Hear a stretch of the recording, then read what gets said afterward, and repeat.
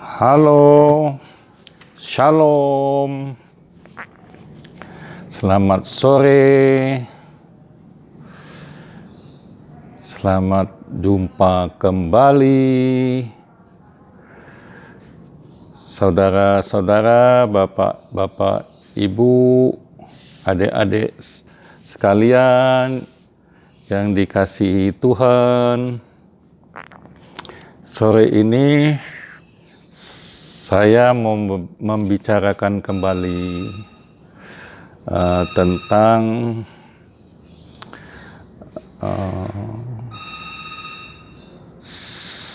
seorang lansia harus tetap berbuah bagi orang lansia. Maksudnya tetap berkarya ya, tetap bisa membantu walaupun sudah tua. Tua itu salah satu hukum alam yang teratur ya. Dia dari lahir, bayi, anak-anak, pemuda, pemudi, dewasa, tua, lansia. Itu dia berurutan. Setelah lansia, rips. Rip sudah nggak bisa berbuah, tidak bisa berkarya. Sedangkan sekarang, hukum alam sekarang, yang bukan ini, bukan yang saya maksud sekarang, lansia bukan, itu adalah hukum alam sehingga timbul wabah pandemik COVID-19 dan beberapa variannya. Kita nggak tahu ini hukum alam apa yang telah dilanggar manusia sehingga timbul pandemi begini. Biarlah kita serahkan ke ahlinya supaya dia bisa menjawab. Ternyata sampai sekarang belum menjawab. Heboh luar biasa, seluruh dunia. Di Indonesia terpapar satu hari bisa 38.000. Kita takut kan? Nggak boleh takut. Kita harus ikut permintaan atau anjuran atau instruksi dari pemerintah, harus prokes. Harus kita prokes, ikut prokes, supaya aman, jauhlah dari kerumunan. Tapi nggak boleh panik, nggak boleh stres, nggak boleh ketakutan. Karena kalau kita panik, jangankan kena COVID, kalau kita sehat nih, normal nih, panik, udah ngos-ngosan kita. Apalagi yang kena sakit COVID, lebih ngos-ngosan lagi. Karena saluran napasnya,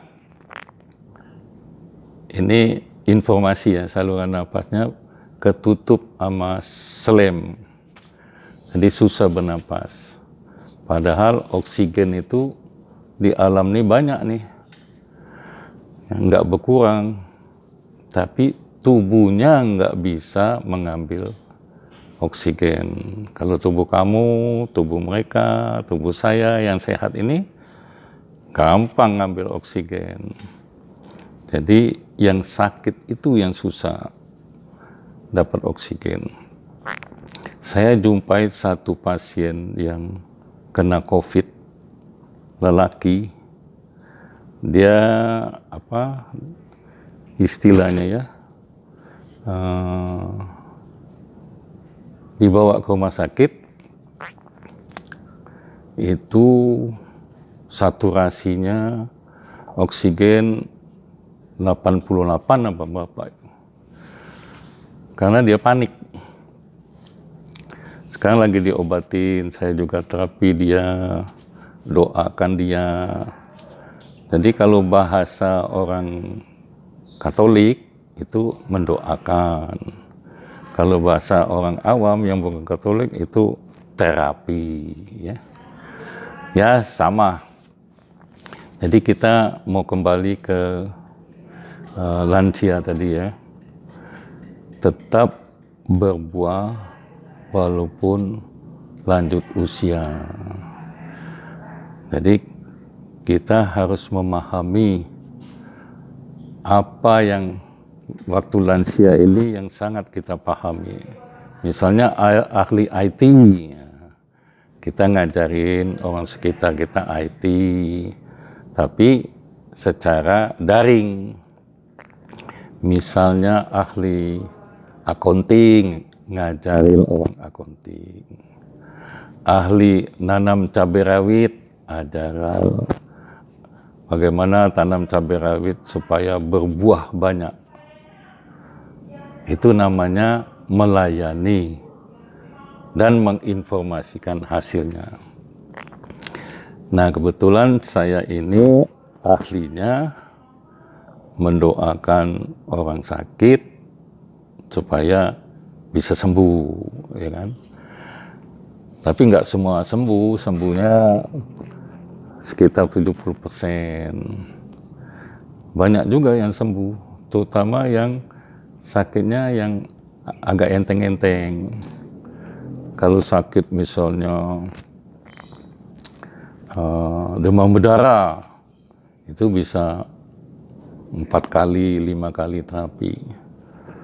Sakit terpapar COVID, sudah ngos-ngosan, itu butuh 4 kali. Ya tergantung pasiennya. Kalau pasiennya panik, sama. Kalau pasiennya kita bilang jangan panik, ikut. Kita bilang makan yang bergizi, ikut. Minum susu, ikut. Nah itu lebih gampang. 2 kali cukup, 3 kali cukup.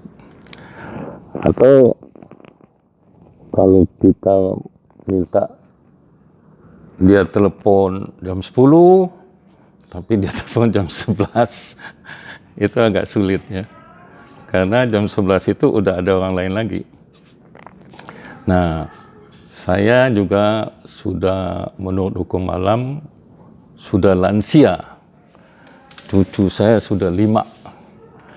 Jadi cucu saya kalau sakit minta didoain, kita doain. Jadi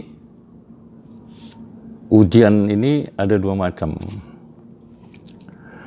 Ujian yang sudah direncanakan dengan ujian yang tidak direncanakan. Yang tidak direncanakan itu misalnya salah satu pandemi ini. Tahu-tahu sesak napas, tahu-tahu nggak ketulungan. Kalau ujian yang direncanakan, misalnya SD, gurunya ngajar ini, lalu ujian. Kalau nggak lulus, ada HER. SMP juga gurunya ngajar ini, lalu ujian. SMA juga diajarin ini, lalu ujian. Di universitas juga diajar ini, ujian. Bisa S1, bisa S2, bisa S3, bisa profesor. Ini ujian yang terencana. Tapi kalau pandemik, nggak ada rencana. Mau bayi, mau anak, mau pemuda, mau pemudi, udah tua, lansia, tetap dikasih ujian yang sama. Sesak napas. Maka apa? Jadi sepertinya dunia kayak begitu. Karena banyak yang nggak disiplin. Lalu ada obat bagus, nggak boleh dimakan. Ya repot ya. Nah, kita nggak usah peduli orang yang nggak disiplin, karena kita udah tua kan. Kalau masih muda bolehlah, orang nggak disiplin, kempit dia, seret dia, pasangin masker. Kalau nggak mau ikut juga, masukin penjara. Kayak di Cina itu, dijerat ininya, pasang masker. Nah, yang nggak mau divaksin juga, panggil, ditusuk aja, jepret. Nah, itu namanya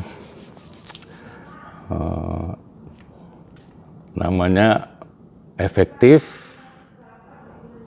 mantap, tepat sasaran,